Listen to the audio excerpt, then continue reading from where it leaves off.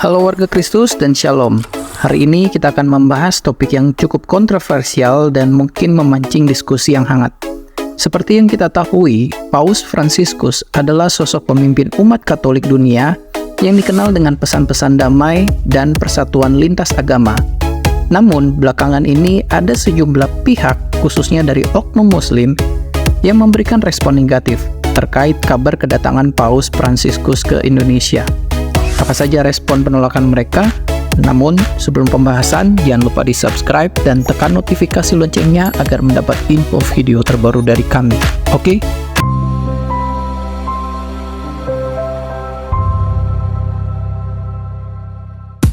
Indonesia, seperti yang kita ketahui, adalah negara yang sangat beragam, baik dari segi etnis maupun agama.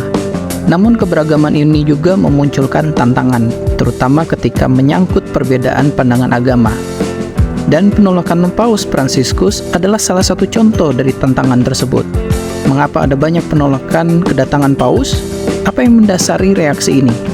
Dan bagaimana kita sebagai umat Kristen menanggapinya? Apakah ini benar-benar tentang agama atau ada faktor lain yang mempengaruhinya?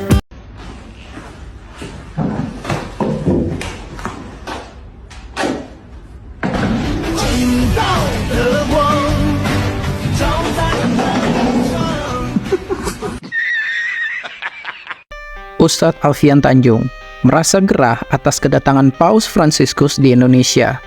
Melalui channel YouTube-nya, Ustadz ini meminta agar Paus Fransiskus dideportasi, bahkan menyarankan untuk blok Paus Fransiskus ke Masjid Istiqlal.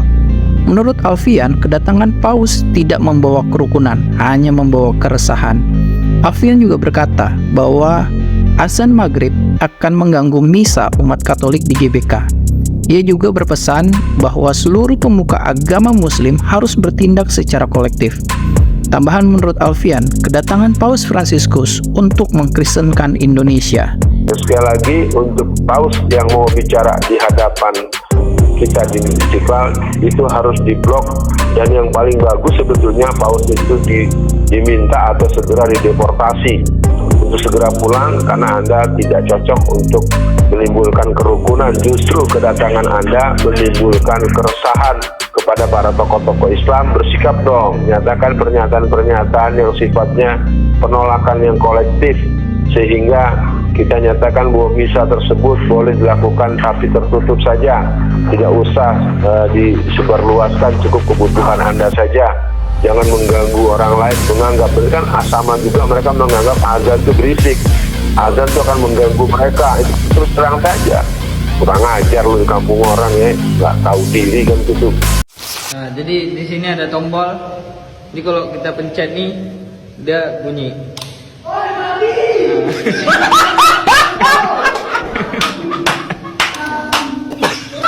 Bahkan ada konten kreator yang bernama Winston menghina Paus Fransiskus dengan cara memparodikan Paus yang sedang berada di kursi roda. Memang belum jelas alasan Winston Renaldi membuat parodi Paus Fransiskus tersebut. Video berdurasi 32 detik itu pun mendapat kecaman dari warganet. Winston juga dinilai sudah keterlaluan karena menjadi Paus Fransiskus sebagai bahan guyonan dan parodi di media sosial. Setelah mendapat kecaman dari publik, Winston kemudian mengunggah sebuah foto di Instagramnya dan menyampaikan permintaan maaf karena telah memparodikan Paus Fransiskus. "Saya meminta maaf," kata Winston dalam caption unggahannya. Ini bukan pertama kalinya Winston dinilai membuat kegaduhan. Sebelumnya, Winston pernah menghina Ahmad Dhani dan Maya Estianty, Atta Halilintar, dan beberapa artis lainnya.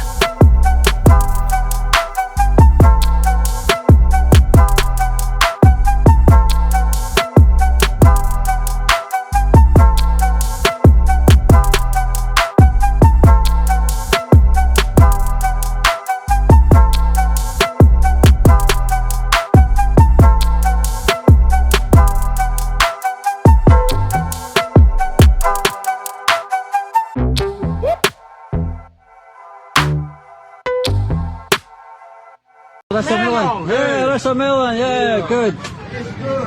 How much? Berapa? 5.000 kurang aja. Beberapa pemuka agama Muslim juga mencibir imam besar Masjid Istiqlal. mencium kepala Paus Fransiskus.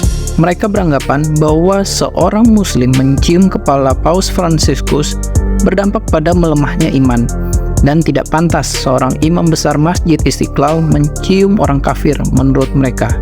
Padahal ini adalah momen yang sangat hangat, dan rasa toleransi bisa kita lihat di situ dengan rasa damai antar umat beragama.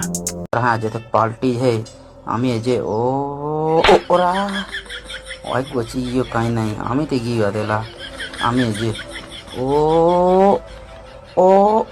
ora ta ye udin aja itu hara. Di sisi lain, terdapat 7 orang pelaku teror yang menyebar provokasi, propaganda, dan ancaman di media sosial, sehingga ke-7 orang ini ditangkap oleh Densus 88. Mengenai azan maghrib, banyak pemuka agama muslim tidak setuju jika azan maghrib dilakukan dengan running text. Mereka beralasan bahwa umat Katolik harus bertoleransi kepada agama muslim, agar azan maghrib tetap disiarkan, dan acara misa bisa dilanjutkan lagi. MUI dan Muhammadiyah tidak mempermasalahkan jika azan maghrib digantikan dengan running text. Lagi pula di Indonesia sudah beberapa kali azan digantikan dengan running text, terutama pada acara live olahraga seperti sepak bola, badminton, atau acara lainnya.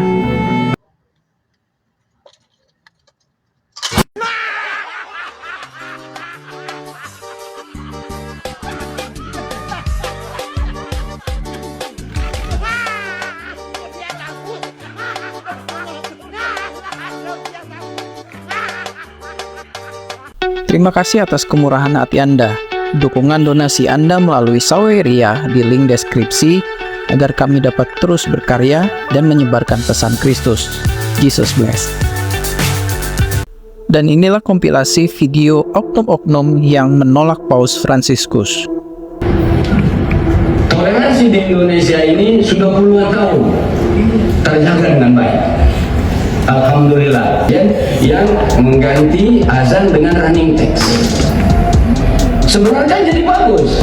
Misalnya berjalan ditayangkan dengan televisi, kemudian pas azan maghrib paling hanya 2 menit kasih azan maghrib, habis itu terusin lagi. Kan di situ malah kelihatan tuh toleransinya. Saat agama ini sedang berjalan, kasih ruang. Agama ini sedang berjalan, kasih ruang dengan baik. Hal yang sangat menyedihkan yang terjadi hari ini. Bagaimana tokoh agama yang sangat dihormati, yang sangat diagungkan, berani dikhayalak di tempat ramai, di hadapan orang-orang, mencium kepala pemimpin tertinggi orang kafir. Kalau menurut saya begini ya, yang nyambut dari orang Islam ini lebay lah. Nggak perlulah menyambut seperti itu, karena inhina, maka juga ada yang salaman, mencium tangan. Inhina atau membungkuk kepada orang kafir itu sebagian ulama mengharamkannya. Ada lagi menghormat ini atas kekafiran seseorang. Kalau ridho orang tersebut, si muslim ini ridho atas kekafiran Paus Fransiskus, dikatakan waridho bil kufri kufrun, bisa kufur, rawan naudzubillah min dzalik. Cukup acara ini diadakan di GBK, tidak harus disiarkan kepada seluruh televisi. Sahabat televisi yang menontonnya adalah kaum muslimin. Dan acara misa itu Anda harus tahu bahwa itu adalah puji-pujian, itu adalah acara menyampaikan kitab suci orang-orang Nasrani terhadap para pengikutnya, dan juga mereka berdoa sesuai ajaran agamanya. Kita umat Islam 90% tidak butuh doa-doa mereka, karena Islam juga mengajarkan doa-doa kita kaum muslimin. Jadi inilah kita meminta juga kepada Paus Fransiskus ini harusnya tidak merusak negara dia yang tempat dia datangi hari ini, yaitu adalah inilah negara muslim. kita terus terang, kita rakyat Indonesia yang 90% ini tidak rela ketika Islam mau diacak-acak, mau dicampur adukan, mau itu akan dijual kepada internasional bahwa seolah-olah umat Islam ini semua agama dia akan oke, tidak ada persoalan. Tetapi bagi kita umat Islam sudah sangat jelas, inna dina indallahil Islam, bahwa agama yang benar di sisi Allah, keyakinan 90% muslim adalah hanya Islam. Oleh sebab itu, jangan mengundang kemarahan kaum muslimin. Kami ingatkan nih Jokowi bersama aparat-aparatnya. Ini umat Islam Indonesia ini sudah kondusif. Kita ada aksi 8 juta di Monas, tidak ada rumput yang rusak. Tidak ada pesta yang diadakan di gereja, tetap dia dikawal dan dengan sangat aman pengantin sampai di pelaminannya, di gerejanya, di tempat nikahnya. Begitu toleransi umat Islam di negeri ini. Jadi tolong para pejabat petingginya, baik dari Kementerian Agama, jajaran Presiden Jokowi dan stafnya, jangan merusak kerukunan umat Islam yang udah ada hari ini. Jangan juga membangunkan umat Islam yang sudah sangat toleransi ini. Jangan dibangunkan umat Islam ibarat membangunkan singa yang sedang tidur. Ini kami ingatkan. Harusnya kita jaga bahwa ini negeri setelah kondusif. Penampakan acara pra kedatangan tanggal 3 sampai tanggal 5 ini menurut saya sangat keterlaluan. Dan terus terang, ini adalah ekspresi bahwa ada sesuatu yang telah melemah dalam hati kaum muslimin. Apalagi ada orang yang sampai secara ini mencium-cium kepalanya segala macam. Itu apa dasar nilai akidahnya? Pemahaman apa yang bersemayam di kepalanya sehingga dia tidak melakukan hal demikian dengan kehadiran ulama-ulama salafus saleh yang berdatangan silih berganti dalam beberapa waktu belakangan ini.